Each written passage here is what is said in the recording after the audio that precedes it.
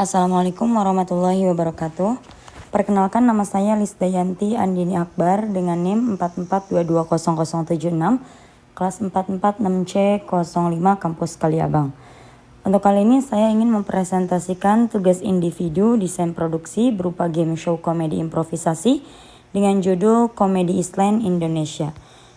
Dosen pengampu yaitu Bapak Agung Putra Mulyana MIKOM.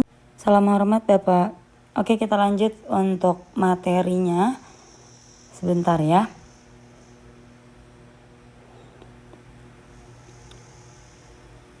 Nah, untuk judul program yang saya ambil yaitu berupa Komedi Island Indonesia dengan deskripsi program.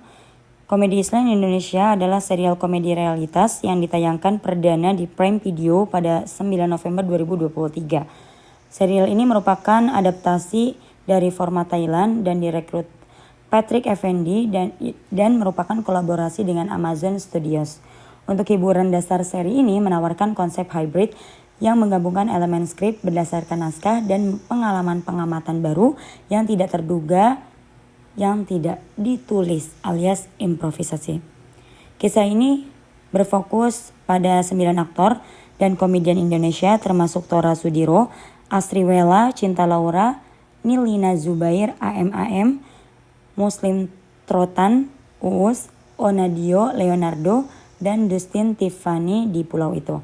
Kami terpaksa mengikuti berbagai permainan komedi yang mengubah aturan yang dipimpin oleh penduduk desa yang ramah. Mereka harus bekerja sama untuk bertahan hidup dan menemukan cara untuk melarikan diri sambil menghadapi hukuman ketika mereka mencoba melarikan diri. Keunikan seri ini terletak pada kombinasi adegan yang ditulis sebelumnya dan improvisasi spontan pemain menurut produser Santi Marian.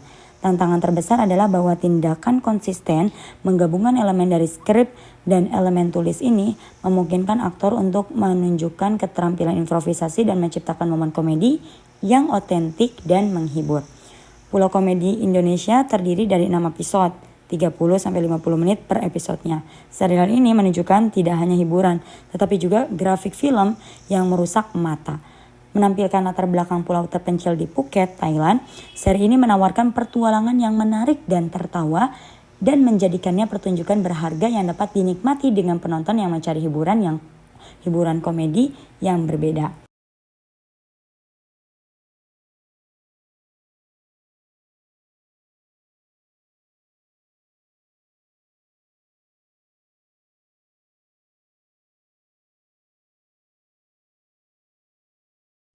Kemudian untuk durasi program, rata-rata itu untuk setiap programnya sekitar 38 menit. Untuk target audiensnya yaitu 13 tahun ke atas, mau remaja, dewasa, at least 13 tahun ke atas ya. Kemudian untuk platform penayangan sendiri dia ada dua platform, yaitu berupa Prime Video reguler, akses penuh tanpa iklan. Yang kedua yaitu Prime Video with Ads, opsi berlangganan dengan iklan yang tersedia di beberapa wilayah aja. Untuk struktur acara per episodenya, episode pertama yaitu Complete Stand dengan durasi 40 menit. Yang pertama yaitu pasti premis pembuka. Jadi 9 komedian Tora Sudiro dan kawan-kawan diculik dan terdampar di pulau asing. Lanjut dengan konflik awal yaitu berupa serangan bajak laut dan kewajiban mengikuti upacara adat setempat.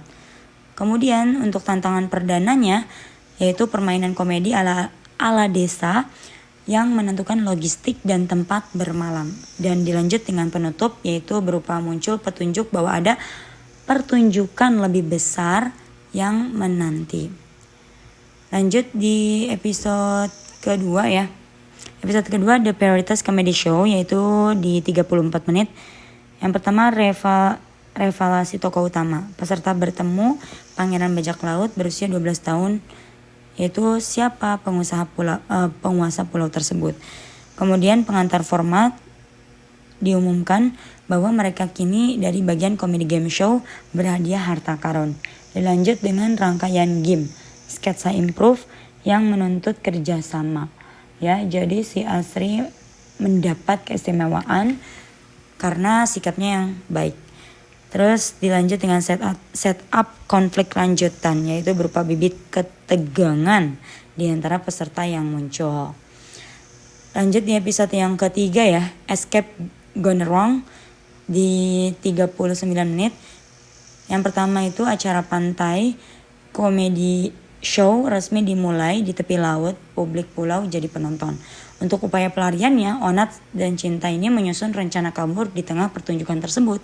Dan akhirnya klimaks aksi, yaitu bazooka sang pangeran ditembakkan dengan ledakan besar menutupi episode. Nasib cinta akhirnya menggantung. Untuk episode yang keempat yaitu Aiming Intervention dengan durasi waktu di 39 menit ya. Konsekuensi ledakan. Yang pertama konsekuensi ledakan.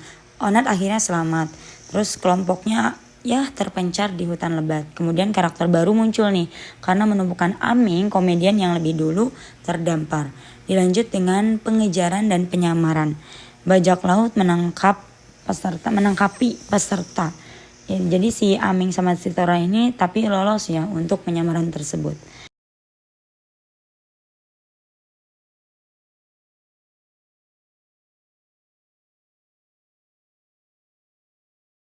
Nah kita lanjut ke episode selanjutnya, yaitu episode 5 An Escape Plan dengan durasi 42 menit ya.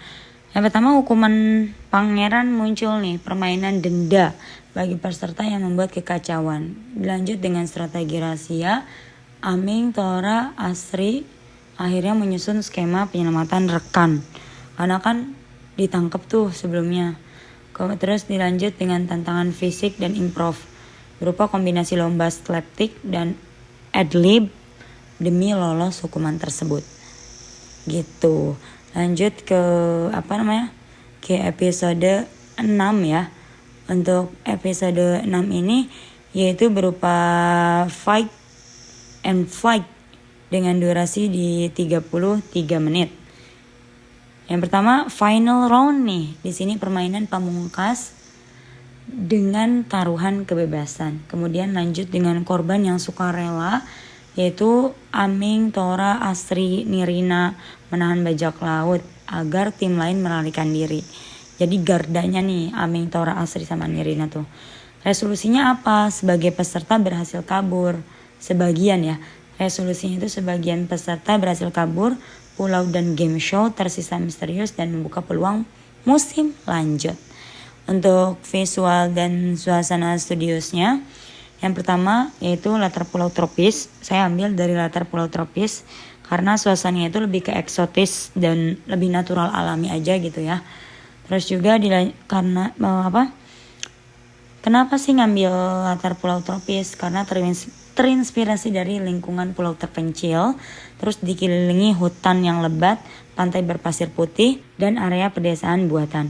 Untuk lokasi syutingnya di Thailand, memanfaatkan landscape alam tropis yang nyata.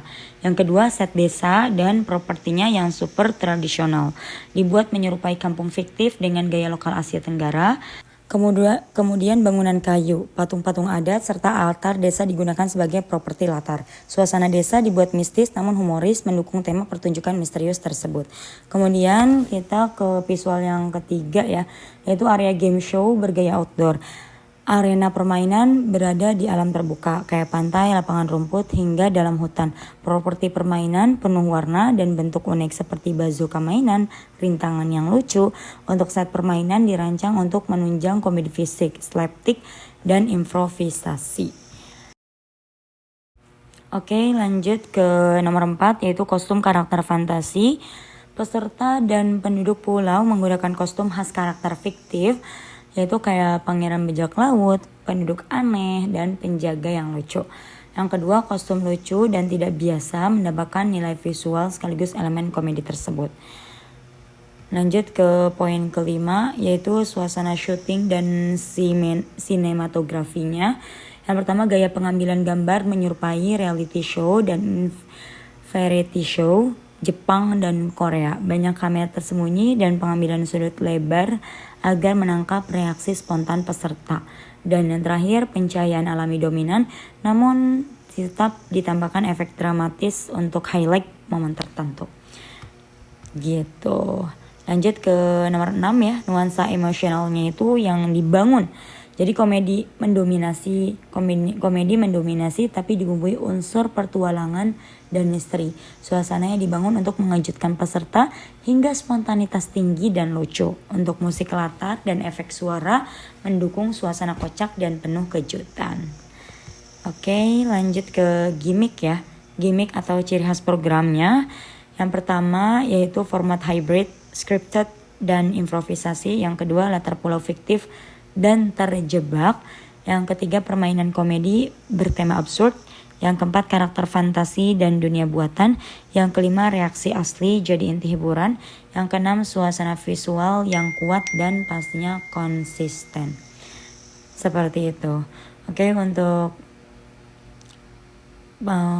presentasi saya kali ini saya cukupkan.